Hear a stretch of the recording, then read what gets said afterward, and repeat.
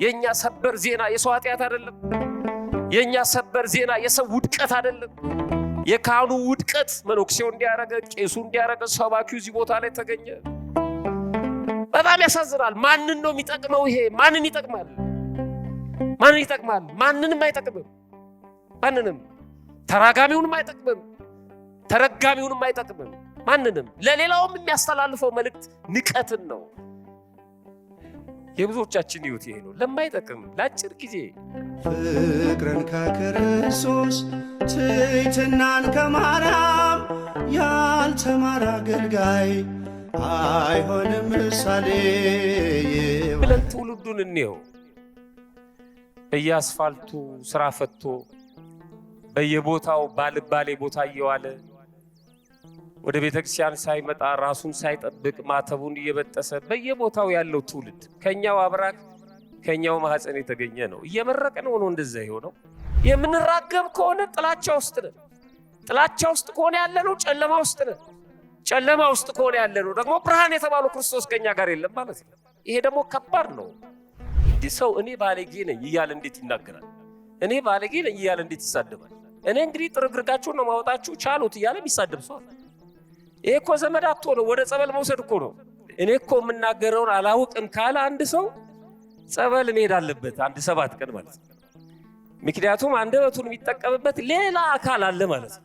ይሄው አንዳንድ ሰው ይነሳና የሚያሳድዷችሁ መርቁ፣ ለሚያሳድዷችሁ ጸልዩ፣ እየተገደልን እየተፈናቀልን ቤተክርስቲያን እየተቃጠለች ይላል። እሱን ቶ ወዳጄ፣ እሱ ሰባትነት ነው። ኧረ እርስ በርስ በአንድ ማህበር፣ በአንድ ጽዋ ማህበር፣ በአንድ ሰንበት ትምህርት ቤት፣ በአንድ አጥቢያ፣ በአንድ ቤተ መቅደስ፣ በአንድ ቅኔ ማለት ያንቶ ያም አንድ ሀገር ነው። ባትጸልይስ ምን ታመጣለህ? ብትጸልይስ ምን ታመጣለህ? ያ እንዳመጣጡ ይመለሳል። ያም የኛ ድክመት ነው። በአንድ ሰንበት ትምህርት ቤት፣ በአንድ ጽዋ ማህበር እሱን ነው የምናሳድደው። ወንድም የለም ወይ? የምናሳድዳቸው ሰዎች የሉም ወይ? በግሩፕ በጥላቻ አጠገባችን ሲቀመጥ የሚኮሰኩሰን ሰው የለም ወይ? እያስቀደሰ ደግሞ መጣ የምንለው ሰው የለም? በቤተክርስቲያን ውስጥ የሚከፋን ሰው የለንም?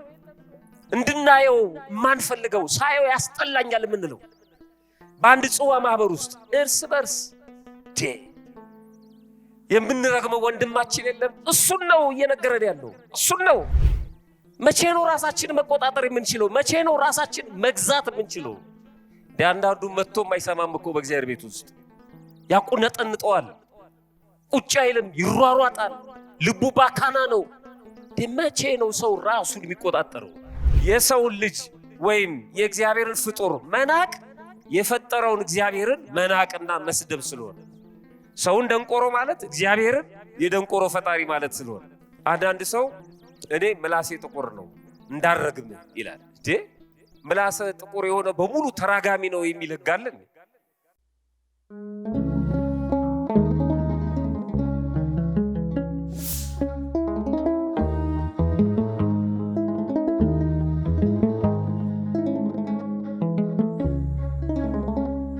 እንደ እግዚአብሔር መልካም ፈቃድ ባለን ደቂቃ የምንነጋገርበት የስብከታችን ርዕስ መርቁ እንጂ አትርገሙ በሚል ርዕስ ይሆናል። እስኪ አብረን በለው። መርቁ እንጂ በሉ። በደንብ በሉት። መርቁ እንጂ አትርገሙ። አንድ ላይ በሉት እስኪ። ከሚመርቁት ወገን ያድርገን አምላካችን። እርግማን ላይ እንዴት ነን? አንዳንድ ሰዎች ቀኑን ሙሉ ሲራገሙ የሚውሉ አሉ። እነሱ አይመስላቸውም፣ ግን ይናገራሉ። ልጆቻቸውን ይረግማሉ፣ የራሳቸውን እድል ይረግማሉ፣ የተፈጠሩበትን ቀን ይረግማሉ፣ ሀገሪቷን ይረግማሉ። አንዳንድ ጊዜ ደግሞ ካህናቱንም ይረግማሉ። እና ሲራገሙ የሚውሉ፣ ሲራገሙ የሚያድሩ፣ ሲራገሙ የሚሰነብቱ ሰዎች አሉ። የገዛ ልጆቻቸውን እንኳን ሲያዙ በሩን ዝጊው እባክሽ ማለት ሲገባ በሩን ዝጊው ይዝጋሽና የሚሉ አሉ። በደንብ አስቡት። ቤት ውስጥ በቂ ነው። ለምን ትዘጋለች እሷ? በሩ ክፍቱን ሊያድር ይችላል ከፈለገ። ግን የተናገርነውን ነገር በሙሉ ቢፈጽመው እግዚአብሔር ምን እንሆን ነበር? በጣም ከባድ ነው። መጥፎ ልምምድ ነው። ቅድም መርሃ ግብሩን ሲመሩልን የነበረው መምህራችን የደብሩ ስብከተ ወንጌል ኃላፊ ትሁቱ መምህር ሲነግሩን ነበር። በዚህ ጉባኤ ምንድነው ይዘን የምንሄደው? እንደ አገር ውስጥ ደረጃ መዳቢ ከነገሌ ጉባኤ እነገሌ ይሻላል፣ በዚህ ጉባኤ እነገሌ መጥተዋል፣ አሁን ጥሩ ነው ብለን ነው የምንሄደው? ወይስ እግዚአብሔር ይሄን ጉድለቴን ይሄንን ድክመቴን በዚህ ጉባኤ ሸፍኖልኛል፣ እኔ እኮ ከዛ ጉባኤ በኋላ ነው የተለወጥኩት፣ በዛ ጉባኤ ላይ ሊቀ ሊቃውንት ገሌ መጥተው የተናገሩት ቃል እስካሁን ከአይምሮዬ አይጠፋም ብለን የዛሬ ምናምን ዓመት እንድናስታውሰው ነው እንጂ ብለን እንድንሄድ አይደለም። ስለዚህ ዛሬም እግዚአብሔር ምንድን ነው የሚነግረን? ጉድለታችን ምንድን ነው? አሁን ዝም ብለን ትውልዱን እንየው። በየአስፋልቱ ስራ ፈቶ በየቦታው ባልባሌ ቦታ እየዋለ ወደ ቤተክርስቲያን ሳይመጣ ራሱን ሳይጠብቅ ማተቡን እየበጠሰ በየቦታው ያለው ትውልድ ከኛው አብራክ ከኛው ማህፀን የተገኘ ነው። እየመረቅነው ነው እንደዛ የሆነው? ወይስ እየረገምነው ነው? እያሳጣነው ነው እንደዛ የሆነው? ወይስ እየተቸነው ነው? አቃቂር እያወጣንለት ነው? የዛሬ ትውልድ የዛሬ ወጣት እያልነው ነው? ወይስ ለህይወቱ መትረፍ እየጣርን ነው?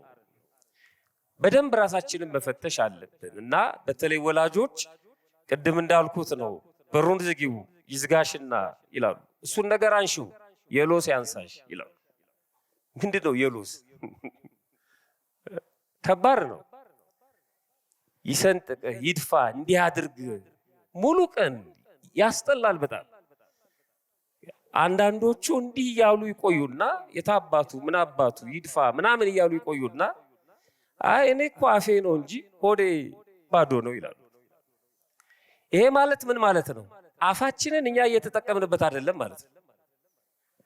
እገሌ አፉ ነው እንጂ ሆዱ ምንም አያውቅም፣ እኔ እኮ የምናገረውን አላውቅም ካለ አንድ ሰው ጸበል መሄድ አለበት 7 ቀን ማለት ነው። ምክንያቱም አንደበቱን የሚጠቀምበት ሌላ አካል አለ ማለት ነው። አንደበቴን የማልቆጣጠረው ከሆነ የማስበውን ማልናገር ከሆነ ችግር አለ ማለት ነው። እዴ በተጓዳኝ እዚህ አርብ ገድሉ እንደሚነበበው የአባታችን የአቡነ ተክለ ሃይማኖት ፍቱን የሆነ ጠበልም አላቸው እኮ። የምናገረውን አላውቀውም ሰው አስቀይማለሁ የሚል ስል መጥቶ መጠመቅ አለበት። አይ ሰው እኮ የሆዱን አያይለትም የአፉን ነው የሚሉ ደግሞ የሚያስተባብሉ አሉ። አዋ የሆድን አንተ ነው የምታውቀው። በምላስ የሰው ልብ የሚያደሙ የሰው አጥንት የሚሰብሩ ብዙ ሰዎች አሉ። እንዴ አስበን ነው መናገር ያለብን። የምናገረው ንግግር ማንን ይጠቅማል? ማንን ይጎዳል? ማን ነው ከዚህ የሚያተርፈው? ምንድነው የምንጠቀመው ብሎ ማሰብ አለበት። ክርስቲያን አንድ ጊዜ ብቻ አይደለም የሚያስበው፣ ታውቃላችሁ፣ ሁለቴ ነው የሚያስበው።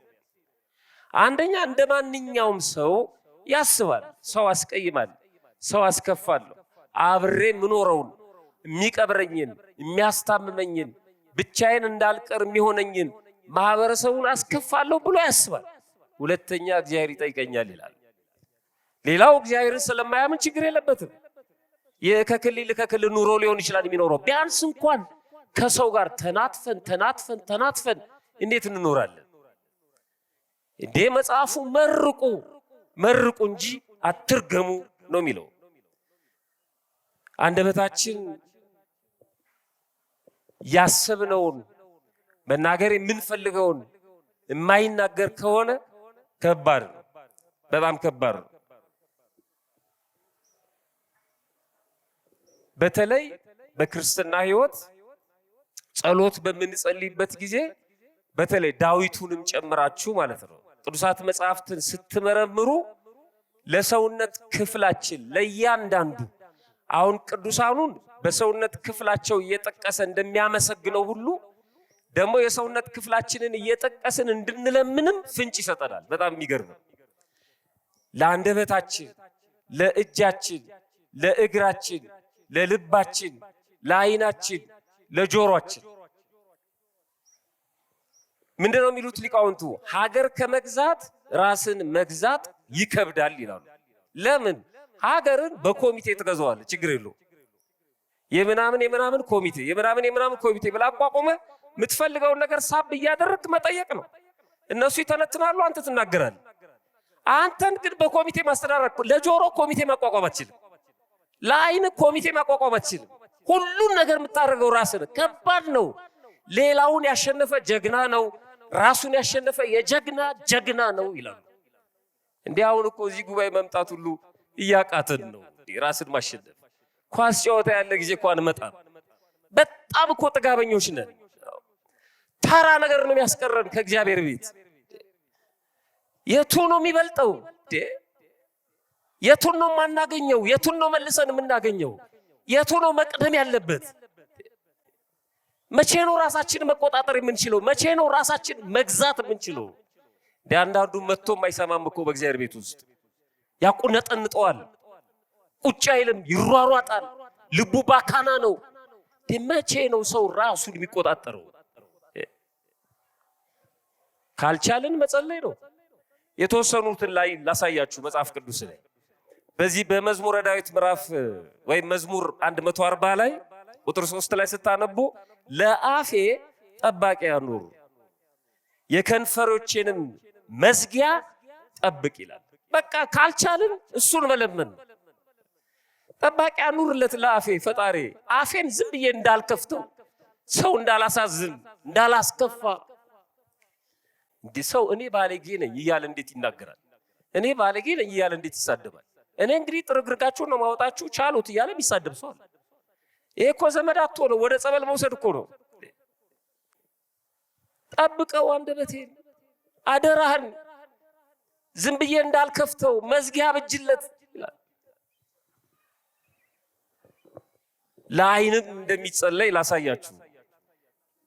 መጽሐፈ ሲራክ ምዕራፍ 23 ቁጥር 4 ላይ ጌታዬ የአባቴ ፈጣሪ ይለዋል። ሲጠራው እንዴት ደስ ይላል! ከጥንት ጀምሮ ያለ መሆኑን፣ የሁሉ አስገኝ፣ የሁሉ ፈጣሪ እሱ መሆኑን የመጀመሪያዋ መንገድ ላይ እንዳለ ሲያጠይቅ የአባቶቻችን አምላክ የአብርሃም፣ የይስሐቅ፣ የያዕቆብ ኢየሱስ የትላንት አይደለም። አብርሃም ሳይፈጠር በፊት እኔ አለው ብሏል። ዛሬ የሚያስተዋውቁ የሚመስላቸው ሰዎች አሉ። በጭራሽ የአባቶቻችን አምላክ የጥንቱ ወደ ኋላ ሄዶ የአባቴ ፈጣሪ ጌታዬ አይኔን የሚያስታትን ነገር አታምጣብኛል። አይገርምም? እንዳላየው አይቼ ምስት ከሆነ መጀመሪያ አታሳየኝ ይሏል። አይቼ ምስት ከሆነ ለምን ታመጣዋለህ? ማልችል ከሆነ አጠገቤ አታድርሰው፣ አታሳየኝ፣ አጥፋው ማለቱ አይደለም። በዚህ እንዳልፈተን ጠብቀኝ ማለት ነው። አይኔን የሚያስታትን ነገር አታምጣብኝ። እኛ እንኳን ልንጸልይ ስልኮቻችን ላይ ከመርነው ጉድ መብራት አጥፍተን የምናየው ችግሮቹ ወደኛ እኮ ነው የሚመጡት። ማን ነው? እኛ ነን ወደ ችግሮቹ የምንሄደው። የቀድሞዎቹ ፈተናዎቹ ወደ እነሱ ይመጡ ነበር። እኛ ወደ ፈተናው ነው ተደብቀን የምናየው። አታሳየኝ አይደለም አሳየኝ። ያው ልጅ የድሮ ልጅ ጅብ መጣ ሲሉት ወደ ቤት ይገባ ነበር አሉ። ያው ልጅ ጅቡ መጣ ሲባል አሳየኝ ይላል። የታለ ጅብ እንዳልጠራብህ ሲሉ አሳየኝ እስኪ አይቼ አላቅም ይላል። እንደዚህ ነን። ፈልጎ ማየት ማለት አይኔን የሚያስታትን ነገር አታምጣብኝ፣ ቁንጣን አያቀላጣኝ፣ ለክፉ ሰውነትም ማሳለፈ አትስጠኝ። ለአይን ለልብ መዝሙር 140 ላይ እዛው ላይ ልበ አምላክ ቅዱስ ዳዊት ልቤን ይለዋል ሲለምነው። ልቤን ዋናውን ሞተሩን ልቤን ወደ ክፉ ነገር አትመልሰው ይላል። የሁላችንም ልብ ወደ ክፉ ነገር አይመልስብን። በእውነት አሁን ልጅ ተምሮ ሰው በእውነት ቤት ሄዶ ወደ ክፉ ነገር የሚመለስ ከሆነ ቆይ መጣውል ብሎ ስልክ ሲደወልለት እየዛተ የሚማር ከሆነ ከባድ። ቆይ እቺን ጉባኤ ልጨርስ ዋጋን ነው የምሰጥ የሚል ሰው ካለ ልቤን ወደ ክፉ ነገር አትመልሰው፣ አመፃን ከሚያደርጉ ሰዎች ጋር ለኃጢአት ምክንያት እንዳልሰጥ፣ አመፃን ከሚያደርጉ ሰዎች ጋር ለኃጢአት ምክንያት እንዳልሰጥ፣ ከምርጦታቸውም ጋር አልተባበር ይላል። የሚገርም ጠብቀኝ። ማንችል ከሆነ ልክ እንደዚህ መለመን ማለት ነው። ሰውን መርገም አይችልም። ልብ አድርጎ አንድ ክርስቲያን አለ ማንኛውም ሰውን መርገም አይችልም። ለምንድን ነው መራገም ማንችለው? እንዲሁ ዝም ብሎ ወይ ኃጢአት ምናምን ስለሆነ ብቻ አይደለም። ለምንድን ነው እኛ መራገም ያልተፈቀደልን? ያደረጉት የተናገሩት የሚፈጸምላቸው ብቃት ደረጃ ላይ ደረሱ አሉ። ግን እኛ በእኛ ደረጃ መራገምን የምንከለከልበት ምክንያት ምንድን ነው? የተወሰኑ ነጥቦችን ላንሳ። አንደኛ እኛ ፍጹም ስላልሆንን፣ ፍጹም አይደለንም። ማን እንደሚረገም ማን እንደሚመረቅ ስለማናውቅም ፍጹም ስላልሆንን ምናልባትም መረገም የማይገባውን መመረቅ የሚገባውን እየረገምን ሊሆን ይችላል። መመረቅ የማይገባውን መረገም የሚገባውን እየመረቅን ሊሆን ይችላል። ያ ሰው የሆነ ነገር ቢሆን እግዚአብሔር ላይ ስለምናማርር ማለት ነው። አናውቅም። አሁን ይሄ መልካም በጎ የሆነ ምኞትን መመኘት እሱ ሌላ ጉዳይ ነው። የቀድሞቹ ራሳቸው አባታችን አቡነ ተክለ ሃይማኖት እንኳን በረከታቸው ይድረሰንና ቡራኬ በረከት ለመቀበል የሚመጣን ሰው መጀመሪያ ማንነቱን ሳያውቁ አይሰጡትም። ማንነቱ ማለት ሃይማኖቱን ማለት ነው ሳይረዱ። ሞቶሎሚንም ጠይቀውታል። ያቺ በረከት የምታርፍበት ቦታ ስለሚያውቁት የተናገሩት ቃል እንደሚፈጸም ስለሚያውቁ ጠንቅቀው ነው የሚናገሩት ቅዱሳኑ። ፍጹም ስላልሆንን መራገም አንችልም። የሚረገመው የማይረገመው ማን እንደሆነ ስለማናውቅ ይሄን የማወቅ ጸጋ ስለሌለን ማለት ነው የገዛ ወንድሞቻችንን ልንረግምና በዛም ልንጠየቅ ስለምንችል። ምክንያቱም መጽሐፍ ቅዱስ በማቴዎስ ወንጌል ምዕራፍ 5 ቁጥር 22 ላይ እኔ ግን እላችኋለሁ በወንድሙ ላይ የሚቆጣ በወንድሙ ላይ ነው ያለው የሚቆጣ ሁሉ ፍርድ ይገባዋል፣ ወንድሙን ጨርቃም የሚለው ሁሉ የሸንጎ ፍርድ ይገባዋል፣ ወንድሙን ደንቆሮ የሚለው ሁሉ የገሃነመ እሳት ፍርድ ይገባዋል። እንዴ ስንት ሰው ነው ደንቆሮ ደደብ እያለ የምንሳደው? በቅደም ተከተል ያመጣቸው መተርጉማኑ በደንብ ያስቀምጡታል። ቁጣ አይነት አለው። ሕፃናትን የምንቆጣበት አስተማሪ ተማሪዎቹን የሚቆጣበት መንገድ አለ። እሱን አይደለም። የማይጠቅም ቁጣ ማለት ነው።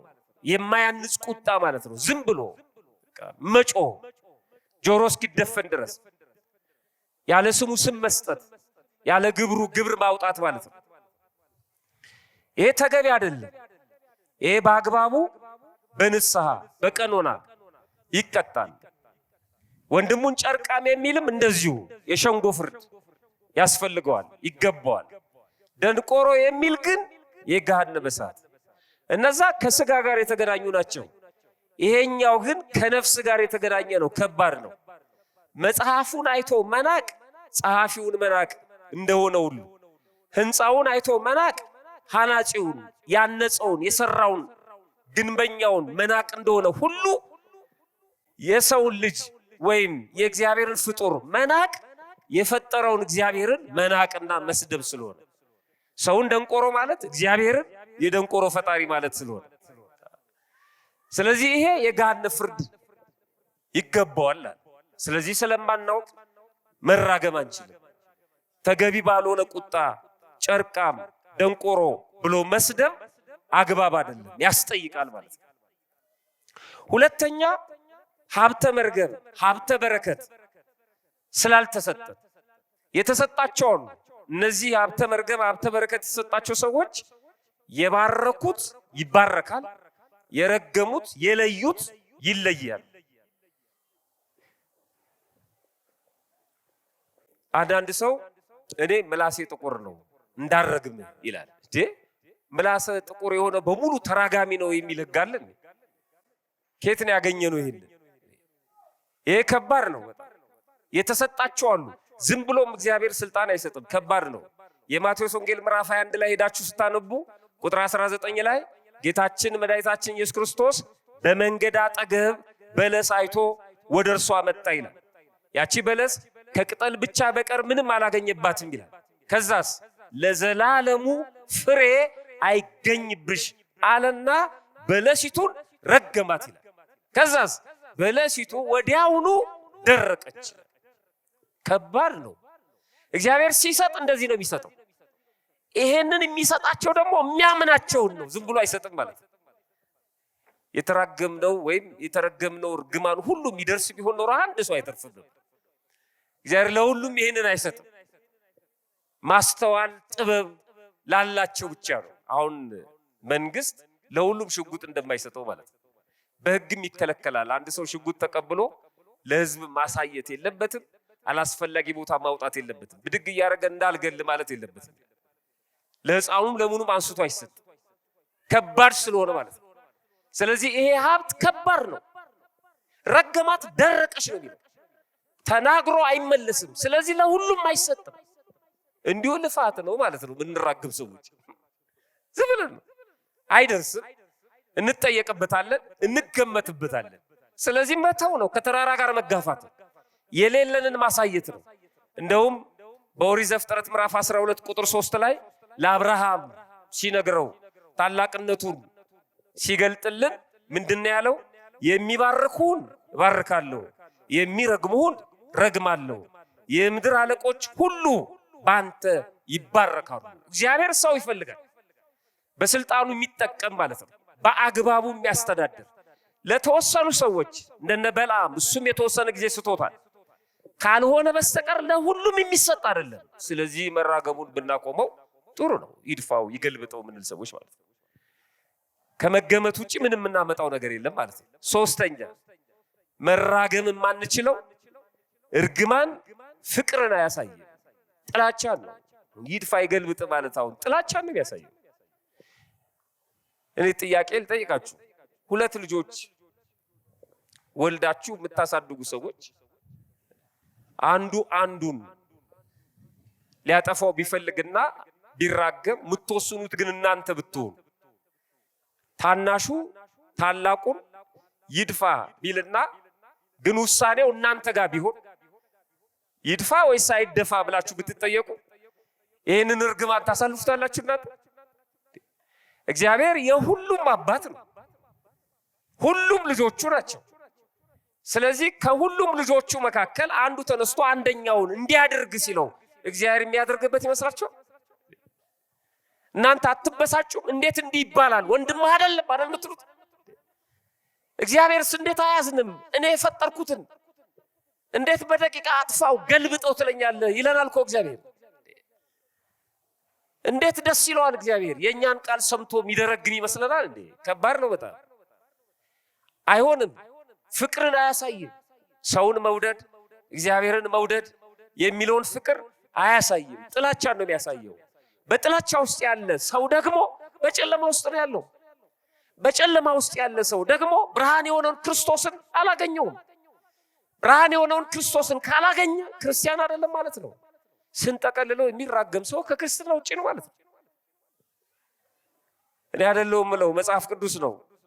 አንደኛ ዮሐንስ ምዕራፍ 2 ላይ ወንጌላዊ ቅዱስ ዮሐንስ በመልእክቱ ሲናገር ቁጥር 10 ላይ ወንድሙን የሚወድ ይላል። ሰው የሆነውን ማለት ነው። ወንድሙን በስጋ የተወለደውን አይደለም፣ በአዳም ወንድሙ የሆነውን እንደሱ ሰው የሆነውን የሚወድ በብርሃን ይኖራል። ክርስቲያን ሲሆን ደግሞ የበለጠ ነው፣ ማሰናከያ የለበትም። ወንድሙን የሚጠላ ግን በጨለማ አለ። የሚረግም ሰው የሚጠላ ነው። ወንድሙን የሚጠላ ግን በጨለማ ውስጥ ነው ያለው። በጨለማ ይመላለሳል። በጨለማ እየተመላለሰ የሚሄድበትን አያውቅም። ጨለማው አይኖቹን አሳውሮታል ይላል። እግዚአብሔር ከዚህ ይሰውረን። በእውነት የብርሃን ልጆች ነን ወይ መጠየቅ አለብን። የምንራገም ከሆነ ጥላቻ ውስጥ ነን። ጥላቻ ውስጥ ከሆነ ያለነው ጨለማ ውስጥ ነን። ጨለማ ውስጥ ከሆነ ያለነው ደግሞ ብርሃን የተባለው ክርስቶስ ከኛ ጋር የለም ማለት ነው። ይሄ ደግሞ ከባድ ነው። ቶሎ መመለስ ያስፈልጋል። ወደ ፍቅር ወደ ብርሃን መመለስ ያስፈልጋል።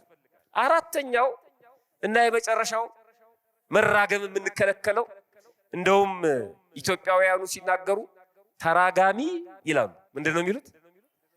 ጮክ ብላችሁ ንገሩኝ። ተራጋሚ ራሱን ደርጋሚ። የሚገርም እኮ የሚራገም ሰው ራሱ ላይ ነው የሚደርስበት። የዛ ውጤት ይሁን እንዴ እንደዚህ የምንሆነው የምንቅበዘበዘው? ለሌላው ምንመኘውን ይሆን ምን ኖረው ጨርቁን ጥዬ ነው ማሳበደው እያለ የሚያብዳለ ለብሶ የሚያብድ ሰው አለ። ለዛኛው ጨርቅ መጣል የሚመኘው እሱ ግን ለብሷል አብዷል። ጓደኛ የለውም፣ የሚበላው አይጠቅመው፣ የሚለብሰው አያረከው፣ አያደምቀው፣ የሚያገኘው ደሞዝ አይበቃው፣ ዝም ብሎ ባካና ነው። የሚመኘውን ምኞት እሱ ላይ ያየው ነው። የለባሽ እብድ ሆኗል። ይራገማል፣ ግን እሱ ላይ የደረሰበት ነው አያውቅም። በነገራችን ላይ ሆርሞኖቻችን ራሱ ሰውነታ የሚያመነጨው ሆርሞን የሆነ ስሜት ሲሰማን የሚመነጩት ሆርሞኖች ራሱ በሽታ ነው የሚሆኑት። የደስታ፣ የፍቅር፣ የሰላም ስሜት ሲሰማን ሰውነታችን ራሱ የተለየ ህይወት ውስጥ ነው የሚገባው። ጥላቻ ውስጥ ካለን ከባድ ነው በጣም።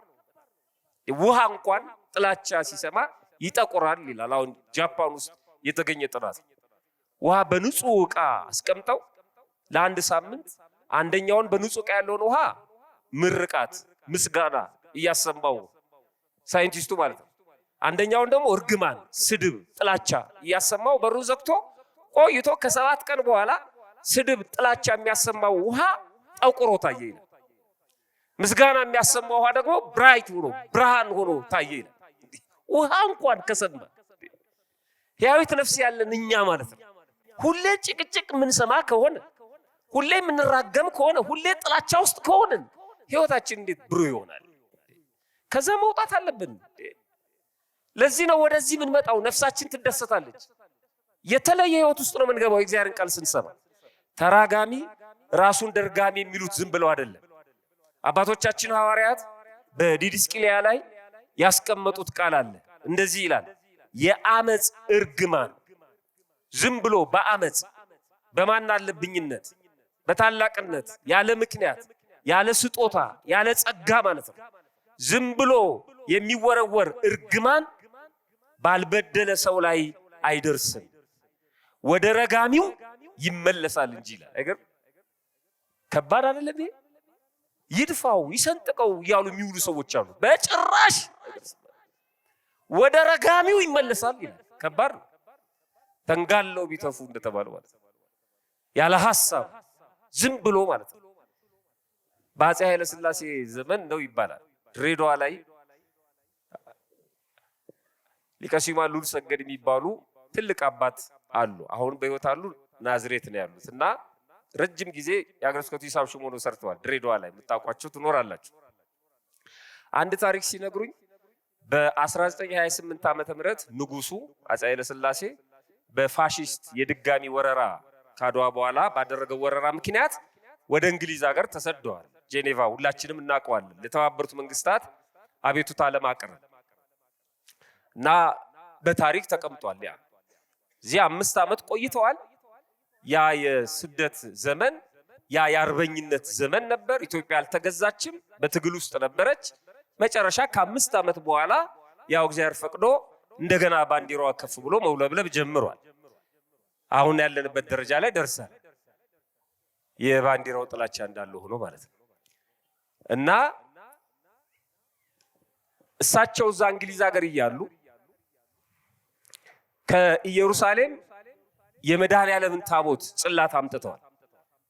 ከመነኮሳት ጋር ወደ 5 የሚሆኑ መነኮሳት ይመስሉኛል ታሪኩ ላይ አምጥተው ሲጸልዩ ሲያስቀድሱ ቤተሰቡ በሙሉ ቅዱስ ሥጋውን ክቡር ደሙን እየተቀበለ ሲጸልዩ ነው የቆዩት 5 ዓመቱ።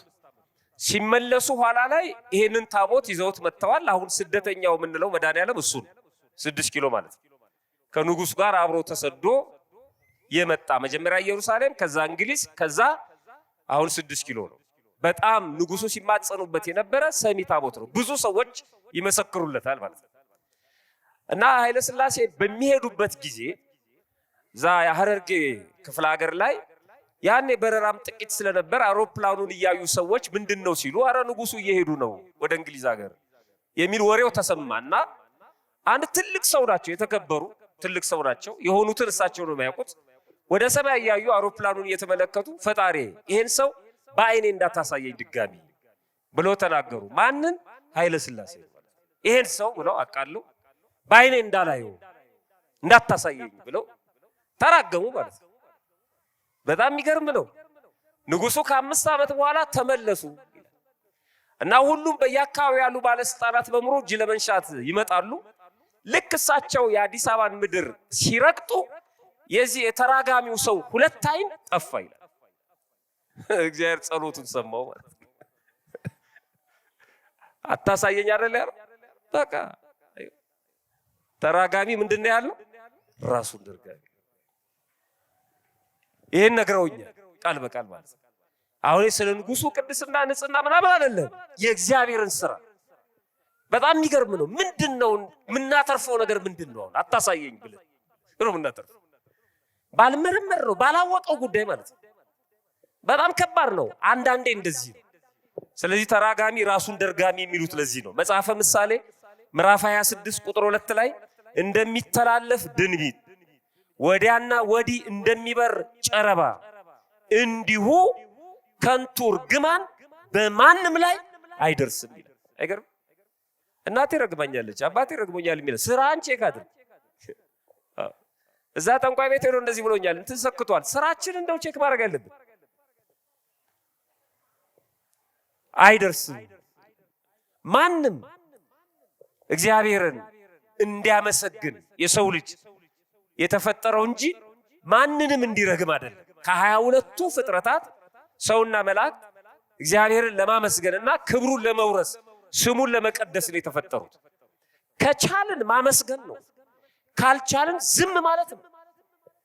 በሆድም ማመስገን አለ እንጂ መራገም በጣም ከባድ ነው።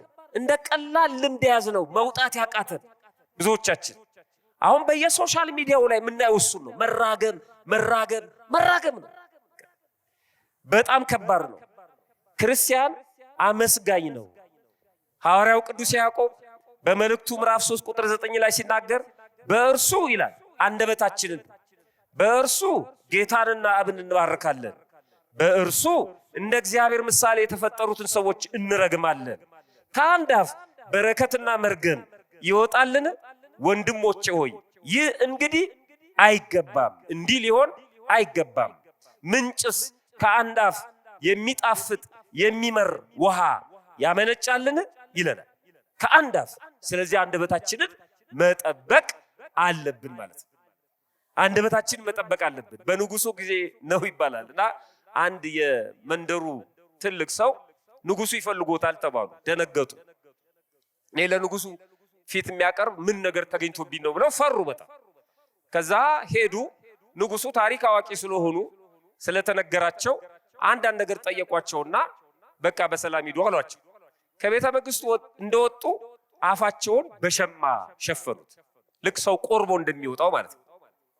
እና ወደ መንደራቸው አካባቢ ሲደርሱ አንድ ሰው አቶ ገሌ እያለ ከኋላቸው ይከተላል። ፈጠን ፈጠን ሮጥ ሮጥ እያሉ ሄዱና ቤት ገቡና ማነሽ ትንሽ እንጀራ ቆርሴ ስጭኝ አሉና ቶሎ ጎረሱና እንጀራው ንጉሱን ባናገርኩበት አፌ ደግሞ ሊያናግረኝ ይፈልጋል እንዴ አሉ ይባላል። ምድራዊ ንጉስ አናግረው እሳቸው ማለት ነው። እኛ ግን ከሰማያዊ ንጉስ ጋር ነው ምንውለው ምናድረው። የሰማያዊ ንጉስ ቃል ነው ምንሰማውና ምንናገረው። በዘመርንበት አንደበታችን፣ ባመሰገንበት አንደበታችን፣ በቀደስንበት በባረክንበት አንደበታችን እንዴት ነው መንደር ውስጥ ሄደን እንደ ተራ ሰው የእርግማን ማዕት ምናወርደው? በጣም ከባድ ነው። መርቁ እንጂ አትርገሙ የተባለው ለዚህ ነው። ሮሜ ምዕራፍ 12 ቁጥር 14 ላይ ቅዱስ ጳውሎስ ነው ይሄንን ያለን። የሚያሳድዷቸውን መርቁ እንጂ አትርገሙ። የሚያሳድዷቸውን መርቁ እንጂ አትርገሙ አለ ቅዱስ ጳውሎስ። ቅዱስ ጳውሎስ ይሄን የተናገረው ዝም ብሎ አይደለም። ጌታችንና መድኃኒታችን ኢየሱስ ክርስቶስ ካስተማረው ተነስቶ ነው። ክብር ምስጋና ይግባውና እሱም ሲያስተምር ይሄን በተመለከተ እንዲህ ብሎናል። የማቴዎስ ወንጌል ምዕራፍ 5 ቁጥር 44 ላይ እኔ ግን እላችኋለሁ በሰማያት ላለ አባታችሁ ልጆች ትሆኑ ዘንድ። ምን ማለት ነው? አባታችን ሆይ ብሎ የማይጸልይ የለም። የእግዚአብሔር ልጆች መሆን ከሻችሁ ከፈለጋችሁ ነን ካላችሁ እንደሆናችሁ መቆየት ከፈለጋችሁ ነው የሚለው። የሰማዩ አባታችሁ ልጆች ከሆናችሁ የአባቱ ልጅ እንደሚባለው ማለት ነው። የአባታችሁ ልጆች ከሆናችሁ ጠላቶቻችሁን ውደዱ፣ የሚረግሟችሁን መርቁ፣ ለሚጠሏችሁ መልካም አድርጉ፣ ለሚያሳድዷችሁ ጸልዩ። ምክንያቱም እርሱ በክፉዎች በበጎችም ላይ ፀሐይን ያወጣል፣ በጻድቃንና በኃጢአተኞችም ላይ ዝናብን ያዘንባል። እሱ አያዳላም። እሱ የሚረግመውና የሚለየው የለውም። በፍጥረት እኩል ነው፣ ያጎደለብን የለም። እናንተ እንደሱ እንድትሆኑ ከፈለጋችሁ ይሄንን አድርጉ ይላል። ይሄው አንዳንድ ሰው ይነሳና የሚያሳድዷችሁን መርቁ፣ ለሚያሳድዷችሁ ጸልዩ። እየተገደልን እየተፈናቀልን ቤተክርስቲያን እየተቃጠለች ይላል። እሱን ቶ ወዳጄ፣ እሱ ሰባትነት ነው። ኧረ እርስ በርስ በአንድ ማህበር፣ በአንድ ጽዋ ማህበር፣ በአንድ ሰንበት ትምህርት ቤት፣ በአንድ አጥቢያ፣ በአንድ ቤተ መቅደስ፣ በአንድ ቅኔ ማህሌት ያንቶ ያም አንድ ሀገር ነው። ባትጸልይስ ምን ታመጣለህ? ብትጸልይስ ምን ታመጣለህ? ያ እንዳመጣጡ ይመለሳል። ያም የኛ ድክመት ነው። በጥፊ ለሚመታው ሁሉ ግራን ስጥ። ይሄ የቤተሰብ ጥቅስ ነው ወዳጄ። በአደባባይ አይደለም። መብት ሲገፈፍ ዝም በላ አይደለም። እሱ አይደለም፣ እሱ ሌላ ጉዳይ ነው። ኧረ እርስ በርሳችን እርስ በርስ ማን ነው ማንን እያስቸገረ ያለው? ማን ነው ማንን እየበጠበጠ ያለው? ባለማተቦቹ አይደለንም እንዴ የምንሰዳደበው ምንነቃቀፈው? የልደት በዓል አሁን ያለፈው የልደት በዓል ጥቁር ለብሰን እንውጣ ያልነው እኛ አይደለን እንዴ? እኛ ነን እኮ። ለምን የክርስቶስን ልደት አይደለም የምናከብረው? የሆነ ነገር ማሳየት አለብን ነው የምንለው። ፌስቲቫል አይደል የሚመስለን በዓሉ? ፌስቲቫል ነው፣ አምልኮ አይመስለንም። በልደት በዓል ቆሻሻውን እዛ ነው ወዳጄ፣ ቤተክርስቲያን ውስጥ ማምጣት አያስፈልግም። ያ ሌላ ጉዳይ ነው። ምንድነው የልደት በዓል? ምንድነው ያገኘ ነው?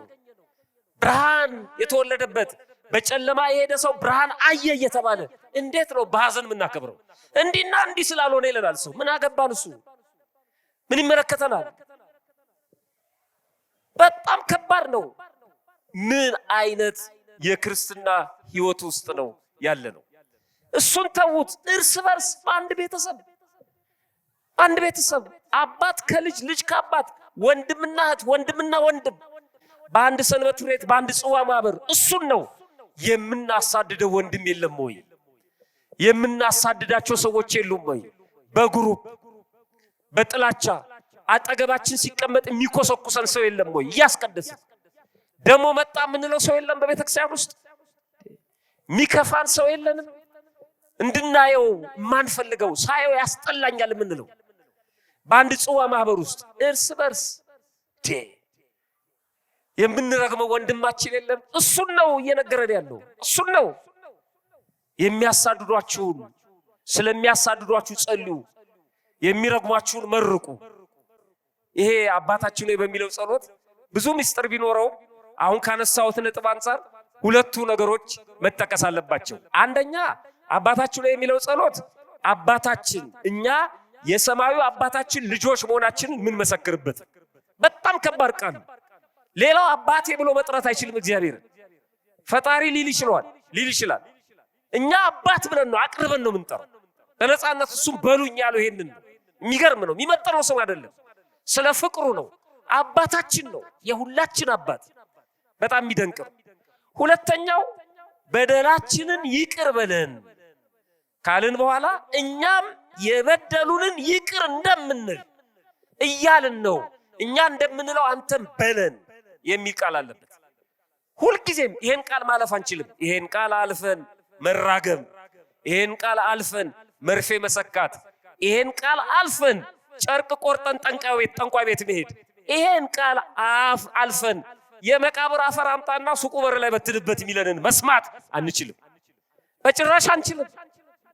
ወንድማችንን ማሳደድ አንችልም። ይሄን ቃል ሰምተን እኛ የበደሉንን ሁሌ ይቅር እያልን ነው። አንተም ልክ እንደዚህ ይቅር በለን ነው። ይቅር እንል ዘንድ አይደለም ወዳጄ፣ ይቅር እንደምንል ማንም አያልፍ። የይቅርታ ሰዎች መሆን አለብን። ፍርዱን ለእግዚአብሔር መስጠት ነው።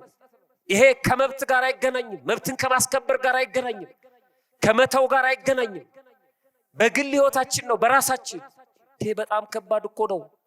ሰበር ዜና ብሎ የሚያጋልጠው ዋን ነው። ካህኑን እኮ ነው፣ ሰባኪውን እኮ ነው። ዛሬ እግዚአብሔር ይጠብቃችሁ እንጂ ትንሽ ካዳለጣችሁ እኮ አለቀላችሁ። በጣም ከባድ እኮ ነው። እኔ የሚል ሰው የለም። እኔ ልደፋ የሚል የለም። አንስቶ ይለጥፋል።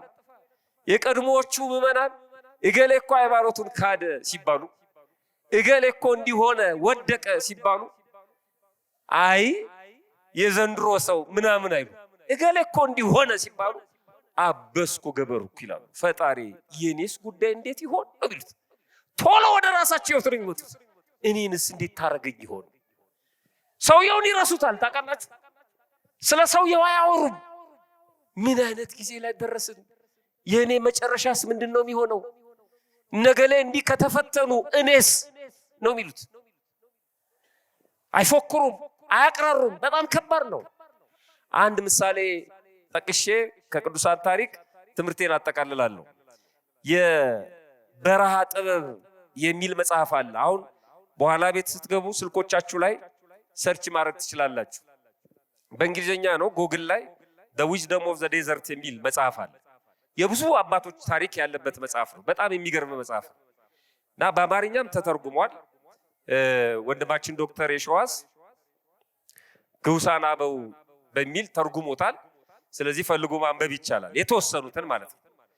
ግን እዛ መጽሐፍ ላይ አንድ ሽማግሌ መናኝ እንዲህ አደረገ ይላል። መርቁ እንጂ አትርገሙ የሚለውን የሚያጠነክርልን ሐሳብ። መመረቅ ባንችል እንኳን መራገምን መተው አለብን። አንድ መናኝ ሽማግሌ እንዲህ አደረገ ይላል። ግብጽ ውስጥ ነው። በዛ ገዳም የሚኖር አንድ ሽማግሌ ነበር። ገዳሙ የማህበር ገዳም ነው። እግዚአብሔርን በሁለት መልኩ ያገለግለዋል ይህ አባት። አንደኛ ከማህበሩ ጋር፣ ከካህናቱ ጋር፣ ከመናንያኑ ጋር በሌሊት ሰዓታቱን፣ ቅዳሴውን፣ የሰርክ ጸሎቱን፣ የማህበር ስራውን አብሮ ይሳተፋል። ሲደወል ይገኛል፣ ሲጠራ በሰዓቱ ይገኛል። ሁለተኛ ደግሞ በግሉ በራሱ ማህበረ መነኮሳቱ ሳያውቁ፣ መናኞቹ ሳያውቁ ደግሞ በራሱ አብዝቶ በመጸለይ አብዝቶ በመስገድ እግዚአብሔርን ያገለግሏል። በሁለት ወገን ማለት ነው። ያው አንዳንድ ሰው ለሰንበት ትምህርት ቤት ወይ ለማህበር አገልግሎት ሲጠራ ገናውን ከቅዳሴ መግባት እኮ ነው ይላል እና ያንተን ቅዳሴ እሱ አያቀልም። እሱ ቅዳሴ ራስህ ነው፣ መፎከር የለብም። ገና ጸሎቴን እኮ አልጨረስኩም ይላል። ና እንጂ ስብሰባ አለን ሲባል ማለት ነው። ያኛው ጸሎት ያንተ ነው፣ የግል ነው። የኛው ደግሞ የማህበር ስራ ነው። ሁለቱንም ማስኬድ ነው ያለብን። አንዱ ላይ ያደናቅፈው። የግል ጸሎታችንን የማህበሩ ስራ ያደናቅፈው፣ የማህበሩ ስራ የግል ጸሎታችንን ያደናቅፈው። ያኛው የራሳችን ነው፣ የተወሰነ ነው። አገልግሎትን የደከምኩት ብሎ የማይጾም ሰው አለ። እንዲህ አይሆንም እንደሱ። የግል ጸሎታችንን መጸለይ አለብን። ምንም ሳይጋጭ ና ሲባል ይመጣል፣ በሰዓቱ ይገኛል። የራሱን ደግሞ አብዝቶ አንድ ጸጋ ላይ ደርሷል። ምንድነው? አብዝቶ በመጾም ከምግብ ራሱን በአፋ ለማድረግ እየሞከረ ቀስ በቀስ ማለት ነው። በቀን አንድ ጊዜ ነው እነሱ ጥቂት የሚመገቡት። እሱ ግን ያቺ የምትሰጠው ለሌላ እየሰጠ በሁለት ቀን አንዴ መመገብ ጀመረ። እንደገና በሶስት ቀን አንዴ፣ እንደገና በአራት ቀን፣ በአምስት ቀን እያለ ከፍ እያደረገው ሄደ ማለት ነው። ይሄን ማህበሩ አያውቅም። በቀን እንደሚመገብ ነው የሚያውቁት፣ ምክንያቱም ለየብቻቸው ስለሚመገቡ። እሱ እዚህ ብቃት ላይ ደርሷል። አብዝቶ ይጾማል። ለምሳሌ ቀኑ አልተጠቀሰም እንጂ 21 ቀን ይጾምና በ22ኛው ቀን ይቀምሳል ማለት ነው። በሚቀጥለው ደግሞ 21 ቀን ጾሞ ይቀምሳል። ይሄኛው ሲረጋለት ወይም ይሄ ሲስማማው ደግሞ ከፍ ያደርገዋል። እንደገና ወደ 30 ቀን፣ ወደ 40 ቀን እንደዚህ ያደረገ ነው የሚኖረው ማለት ነው። ግን በማህበሩ ሁሉንም ያደርጋል። አንድ ቀን በሌሊት ያው ጨለማ ነው፣ ጎጆ ቤት ውስጥ አንድ ሰው ተገኘ ድንገት ማለት ነው። እና ያንጎዳጉዳል። ይሄ ሰው ሌባ ነው። ይሄ አባት እዛ ጥግ ላይ አርፎ ይመለከተዋል። ማንም ሰው የሌለ መስሎት ያተራምሳል፣ እቃው የሚፈልገውን ያነሳል። ይሄ አባት የበቃ አባት ነው፣ ለሱ ብርሃን ነው፣ ያየዋል። የሚሰርቀው ሰው ግን በጣም የሚገርመው ከማህበሩ ከመነኮሳቱ አንዱ ነው፣ የሚያውቀው ነው፣ የገዛ ወንድሙ ነው። እና ሰው የለም ብሎ ወይ ተኝቷል ብሎ ነው ሊሰርቅ የመጣው ማለት ነው። ሰረቀ። ያለውን ዕቃ በሙሉ ጥብጥብ አድርጎ ይዞበት ሄደ። በተለይ ምግቡን ሲያነሳ፣ ምግብ ሲለቃቅም ማለት ነው፣ እንዴት ቢቸገር ነው እያለ ያስብ ነበር ይላል። ይሄን ያህል እዚህ መጥቶ በድፍረት ይሄን ነገር ለማድረግ ያሰበው እንዴት ቢቸገር ነው። እርግጠኛ ነኝ ይሄ ወንድም እጅግ በጣም ተቸግሯል ማለት ነው። አሌባ አይቻለሁ ማለት ይችላል፣ ግን ደበቀለት፣ አፈረ ስለሱ ማለት ነው። አሁን ብናገርና ድምጽ ባወጣ ራሴን ብገልጥ ይሸማቀቃል። ከዛ በኋላ ከሱ ጋር አብሮ መጸለይ አይችልም። ስለዚህ ቆይ አለና ከባት ያበሳነቱን ገለጠ። ሸፍኖ ችሎ ያ ንብረቱን ዕቃውን ያለችውን ጠራርጎ ይዞ ወጣ ማለት ነው። ለቤቱታ አልቀረበም። ያ ወቅት ደግሞ በጣም የሚገርመው ከሁለት ከሶስት ቀን በኋላ ምግብ የሚቀምስበት ጊዜ ነበር ያ አባት ማለት ነው። ብዙ ቀን ጾሟል። ምግብ የሚቀምስበት ሰዓት ነው። እዚህ ላይ ደግሞ ሰይጣን ይጨምራል። በጣም ክፉ ነው። ያችን ምግብ ፈልጎ ሊቀምስ ሲል ቤት ውስጥ አንድ ነገር የለም። እዛች ጎጆ ውስጥ ምንም የለም። ይኸው ምግብ ፈልጋችሁ ልትበሉ ስትሉ ደግሞ ፈተናው ከባድ ነው። በጣም የሌለ ረሃብ ሁሉ ይመጣል። ሰይጣን ያንን አነሳስቶ አሰረቀው። አሁን ደግሞ ይሄን ይቀጠቅጠው ጀመር እና በኃይለኛው ደከመ። የሚቀመስ የለም፣ ይጠጣም የለም። ሰዓቱ ደርሷል። በጣም ረጅም ቀን ነው የቆየው። ደከመ። ለአገልግሎት መሄድ እስከማይችል ድረስ ቤት ዋለ። በጣር ነፍስ ውጪ ነፍስ ግቢ ላይ ደረሰ ይላል እና መነኮሳቱ አንድ ሁለት ቀን ታገሱት። ያው እንግዲህ ለጸሎትም ለተለያየ ጉዳይ ሊሆን ይችላል ብለው መጨረሻ ላይ ምን ሆነ አባታችን ብለው መጡ ወደ ቤታቸው ማለት ነው። ወደ ቤቱ ወደ ጎጆ መጡ። በመጡ ጊዜ ሲያዩት እጅግ በጣም በሚያሳዝን መልኩ ሜዳ ላይ ተኝቶ እያቃሰተ ነው እና ጣር ላይ ነው ያለው። ነፍሱ ከስጋው ልትለይ ነው። ባላቸው ልምድ በተሰጣቸውም ጸጋ እችን ሰዓት ያውቋታል። በዛ ሰዓት መገኘት ደግሞ በብህቱና በምናኔ ህይወት በጣም ወሳኝ ነው። እነ ተክለ ሃይማኖት በረከታቸው ይድረሰንና ሊያርፉ ሲሉ በመጨረሻ ሰዓት በዛ አካባቢ መገኘት በጣም የተለየ ነው። ቡራኬ አለ፣ ቃል ኪዳን አለ፣ የሚታይ ሚስጥር፣ የሚገለጥ ሚስጥር አለ። በአንድ በኩል ደስተኞች ናቸው። የአባት ትልቅ አባት ነው። በአንድ በኩል ደግሞ ስላልደረሱለት ታሞም ስላልጠየቁት ሊያጡት መሆኑን ሲያውቁ ደግሞ እያለቀሱ ነው። ግማሹ ያለቅሳል፣ ግማሹ ይጸልያል። ዛሬ የእመቤታችን ረፍት ነው፣ የመጨረሻው ሰዓት። እሷም ሐዋርያት በሙሉ ተሰብስበዋል፣ የሚያገኙት ነገር ስላለ ማለት ነው። ዝም ብሎ ለመቅበር ብቻ አይደለም የተሰበሰቡት ሐዋርያት። ራሱ ክርስቶስን የላካቸው እናታችሁ አግኟት ብሎ ማለት ነው። እና እዛ ላይ የተደረገው ቃለ ምልልስ በጣም የተለየ ነው። ታሪኩን አንብቡት እናንተ። እመቤታችን የተናገረችው፣ ሐዋርያት የሚናገሩት፣ የተፈጸመው ነገር፣ የታየው ተአምር፣ ራሱ ክርስቶስ ያለው እዛ ቦታ ላይ መገኘት በጣም የተለየ ነገር ነው እና ሁሉም መነኮሳት ተገኝተዋል። ያ ሌባውም አብሯል። ይህ አባት ሁሉም እያለቀሰ ባለበት ሰዓት፣ ግማሹ እየጸለየ ባለበት ሰዓት ለሞት እያጣጣረ ለሞት ተቃርቦ ማለት ነው ወደ ሌባው ቀስ ብሎ ጣቱን ቀስሮ ጠራው ይላል። ሌባው አባቴና ወደዚህ አለው። ሌባው ደነገጠ፣ የሰራውን ስለሚያውቅ ማለት ነው። ማህበሩ ግን መነኮሳቱ ግን በጣም ደነቃቸው። በቃ አሁን የቡራኬ ሰዓት ነው፣ የቃል ኪዳን ሰዓት ነው። ይሄ ሰው ከኛ ተለይቶ ሊባረክ ነው። ምን አይነት እድለኛ ነው ብለው ወደፊት ገፋ ገፋ አደረጉት። እሱ ደንግጧል ሲጠራው ማለት ነው። ወደፊት ገፋ ገፋ አደረጉት።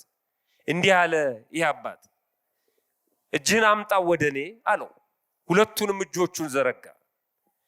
እጆቹን አገላብጦ ይስማቸው ጀመር ይላል። የማንን እጅ ነው የሚስመው?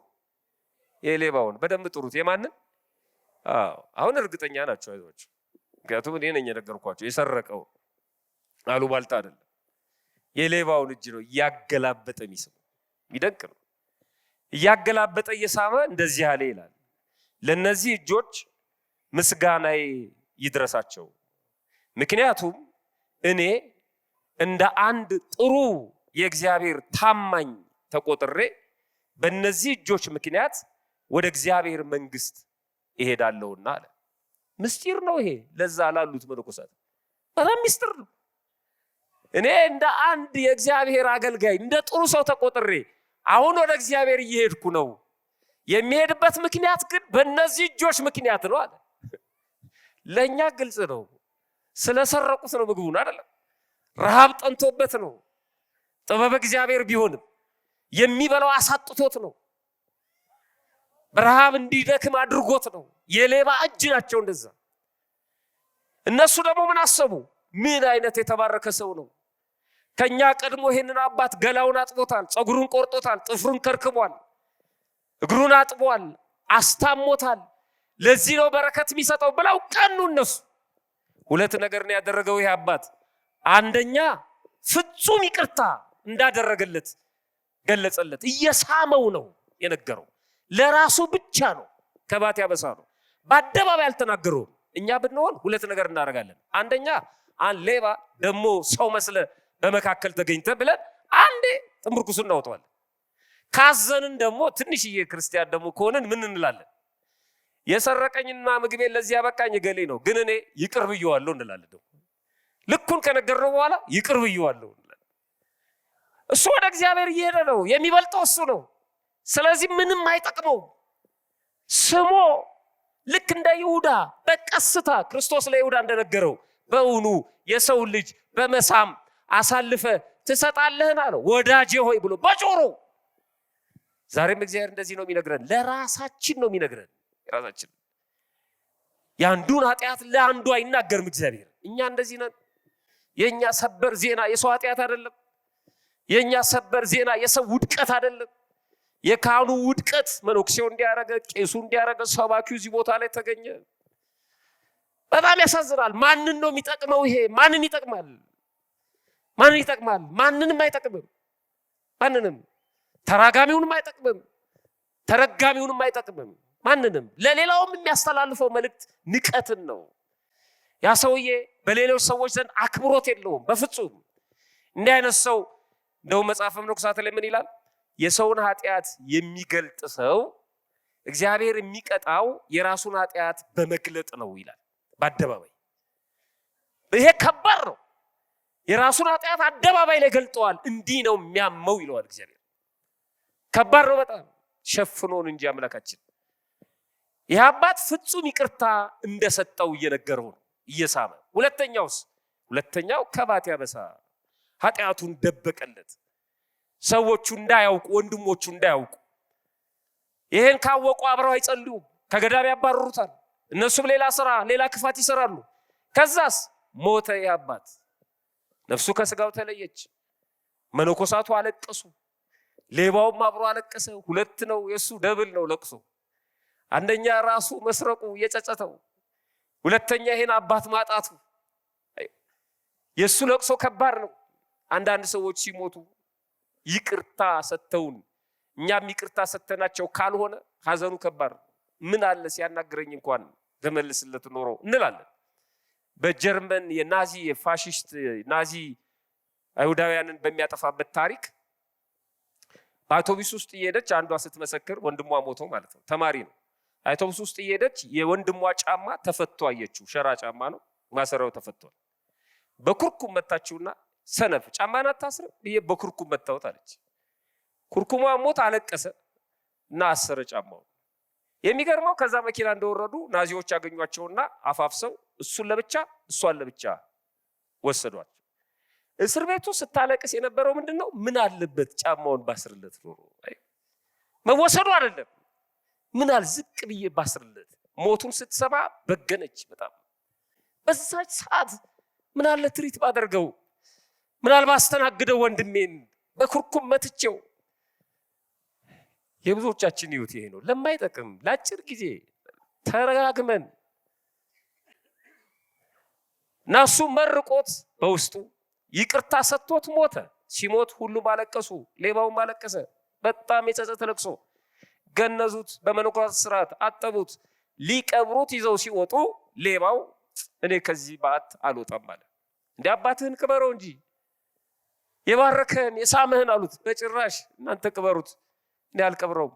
ለምን? እኔ አባቴን ባት ትቼ አልወጣም። ከዚህ በኋላ ዝጉብኝና እዚህ ነው መሆነው። የሱን በረከት እየተማጸንኩ እግዚአብሔርን እየለመንኩ እዚሁ ዘግቼ መኖር ነው የምፈልገው አሉት። አልገባቸውም። እነሱ የአባት እንዳከበረው አይተዋል፣ አልተጫኑትም። እሺ አሉ። በሩን ዘጉበት፣ አስከሬኑን ይዘው ወጡ። እድሜውን ሙሉ በዛ ባት ተወስኖ ከእግዚአብሔር ጋር እየተነጋገረ ቆይቶ ሞተ ይላል። በረከቱ በሁላችን ላይ አድሮ ይኑር። በእውነት መርቁ እንጂ አትርገሙ ማለት ይሄ ነው። ፈጣሪያችን በቸርነቱ ሰምቶ ከመጥፋት ያድነን። እግዚአብሔር ይስጥልን። ይቆየ